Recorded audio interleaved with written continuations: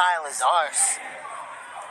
Yeah, I think that To walk all the way around. the mistake that Perez has been making was just kind of bent over and tried to grab the legs as opposed to driving with any kind of hip pressure. And then, Salcedo, she's savvy to it. She knows exactly what to do and how to secure the top position here. I know we haven't seen a lot of the action on the feet, but actually, Salcedo, what a tough matchup for anybody because she's a 5-time Muay Thai world champion as well, and perhaps why we see such a vicious and aggressive top game. She likes to punch, she likes to kick, she likes to knee. Yeah, we haven't seen a whole lot of the striking, as you said, but the little bit that we saw, it was Salcedo, and maybe that's why Perez is taking these shots and taking bad shots. I certainly think so. I think that the first punch and that sort of knee that was landed a little bit in the first round set the tone, and Perez just started to get gun-shy, so to speak, and not want to take that damage. And sometimes as a grappler, I've been there before too, earlier on in my career, you just get desperate to get it to the place where you want to go, and maybe you don't feel comfortable to throw the strikes. You just try to grab onto whatever you can. It's not working out well so far for Perez, but look at there, she's going for a reversal. Never seen that in MMA. She went for it.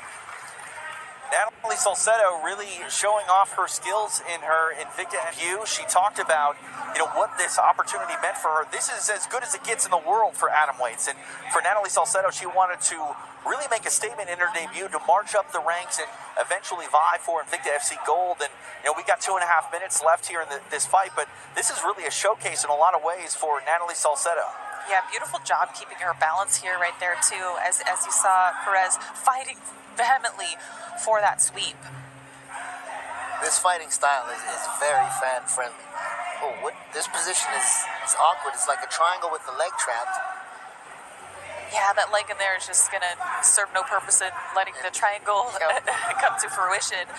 So, look at Salcedo has just managed to stay a step ahead the entire time, despite the valiant effort. I mean, Perez really is trying some very high-level and technical escapes here. She's doing the right things, quote-unquote. She's got her underhook. She's trying to get her hips back under her, but Salcedo has an answer for everything that Perez is trying to do.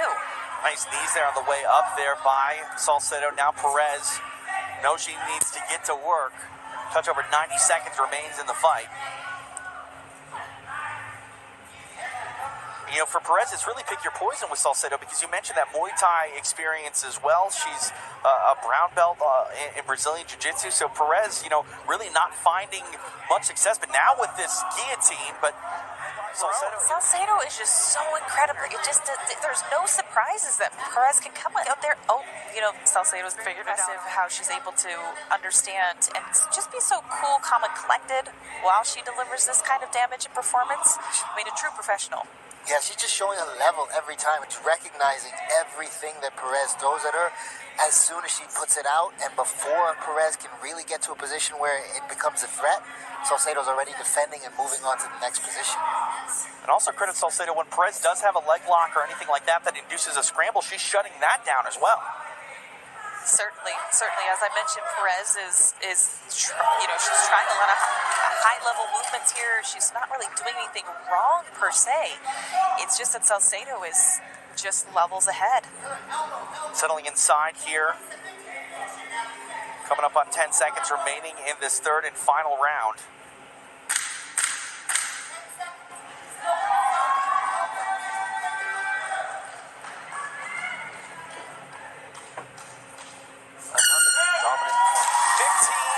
In the books between these atom weights. The judges have their scorecards to add. We'll be right back. It's Invicta FC on Access TV.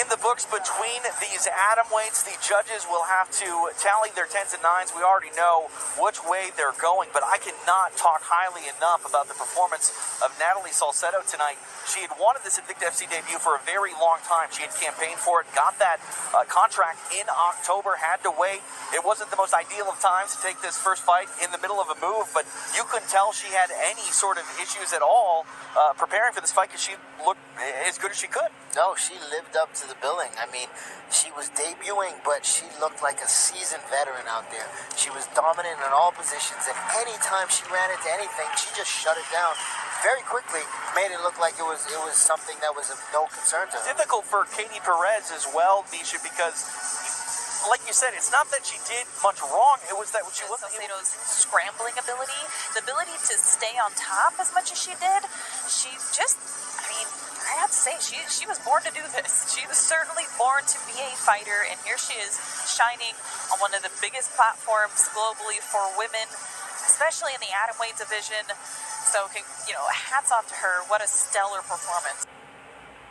She definitely wanted to make a statement in her atomweight and Invicta FC debut, and that's exactly what she did. We've got a lot of talented 105-pound fighters here in this promotion, and they're all paying attention to a new name after tonight, and that's Natalie Salcedo. Man, that atomweight, that was a heavyweight statement. I mean, Yeah.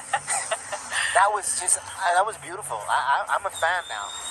I mean, you've seen it all, Eve. You're seeing things for the first time in this fight with that Baron Bola. Like, Natalie Salcedo, she's got some tricks, some high-level tricks. Yeah, who does that? Natalie Salcedo. There you go. There you have it, man. She's definitely my favorite atomweight, and she's moving up the list. She fights one more fight like that, she'll be in my top 10. Well, that's some pretty great compliments coming from the Thug Jitsu master over there.